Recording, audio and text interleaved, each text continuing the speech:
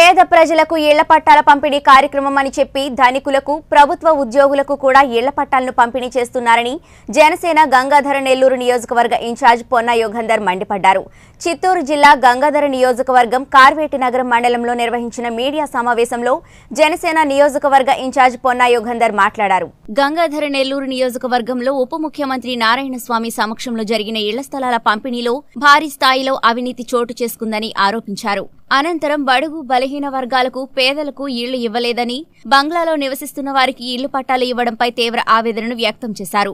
ఇళ్ల స్థలాలు ప్రభుత్వ ఉద్యోగులకు, లక్షలు విలువ చేసే ఇళ్లు ఉన్నవారికి, ఎకరాల కొద్దీ తోటలు ఉన్నవారికి, బంగ్లాలో ఉన్నవారికి, గవర్నమెంట్ పెన్షనర్ పెన్షన్దారులకు ఇంటి స్థలాలు ఇవ్వడాన్ని జనసేన ఖండిస్తుందన్నారు. అధికారులు స్పందించి క్షుణ్ణంగా పరిశీలించి వాస్తవాలు వెలుగులోకి తీసుకురావాలని, లేని పక్షంలో ఆమరణ నిరాహార దీక్ష చేస్తారని తెలిపారు. ఈ కార్యక్రమంలో జనసేన నియోజకవర్గం అధ్యక్షులు లోకనాథం నాయుడు, మండల ఉపాధ్యక్షులు విజయ్, నియోజకవర్గ సమన్వయకర్త శివ, తరుణ్ పాల్గొన్నారు. ఆఫీసులో పనిచేస్తున్న వాళ్ళకి, 2 అంతస్తుల బంగ్లా ఉన్న వాళ్ళకి, గవర్నమెంట్ పెన్షనర్లకి, వీళ్ళందరూ కూడా ఇళ్ల స్థలాలు ఇచ్చేటువంటి పని చేశారు. వాళ్ళు పేద ప్రజలందరినీ విస్మరించారు.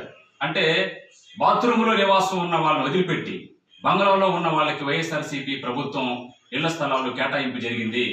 దీన్ని గంగాధర నెల్లూరు నియోజకవర్గం తరపున మేము తీవ్రంగా ఖండిస్తున్నాం. ఈ విషయాన్ని కలెక్టర్ దృష్టికి తీసుకెళ్తాం. హైకోర్టులో కూడా మేము కేసు వేయడానికి సిద్ధంగా ఉన్నాం. రెండవదిగా, ఇందిరా కాలనీ దగ్గర ఉన్నటువంటి స్థలంలో ఒక ప్రభుత్వ ఉద్యోగి అక్కడ పనులు చేయడం, వర్క్ చేయటము, కాంట్రాక్టర్ లాగా వ్యవహరించడం అనేది కూడా జనసేన పార్టీ తరఫున దీన్ని తీవ్రంగా ఖండిస్తున్నాం. అక్కడ కుంట బావికి సంబంధించినటువంటి స్థలాన్ని అధికారులు ఏ విధంగా ఇచ్చారని మేము అడుగుతున్నాం.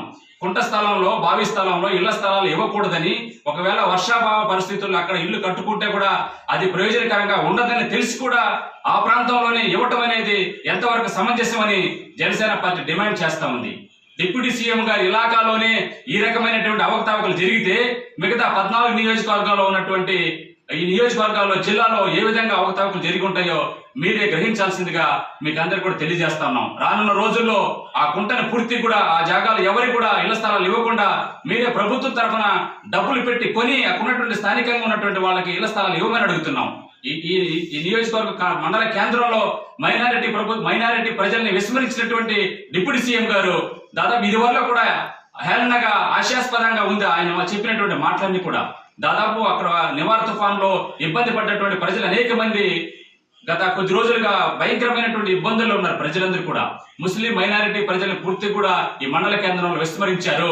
వాళ్ళకి మాయరోడి నంబర్లు వేసి ఎక్కడో గుట్ట ప్రాంతంలో తీసుకొచ్చి వాళ్ళకి ఇళ్ల స్థలాలు ఇచ్చేటువంటి పనులు చేశారు. వాళ్ళు ఇప్పటికీ రానటువంటి ప్రజలు అనేక మంది ఉన్నారు, ఇబ్బందులు పడుతున్నారు. దయచేసి దీన్ని జనసేన పార్టీ తీవ్రంగా ఖండిస్తా ఉంది.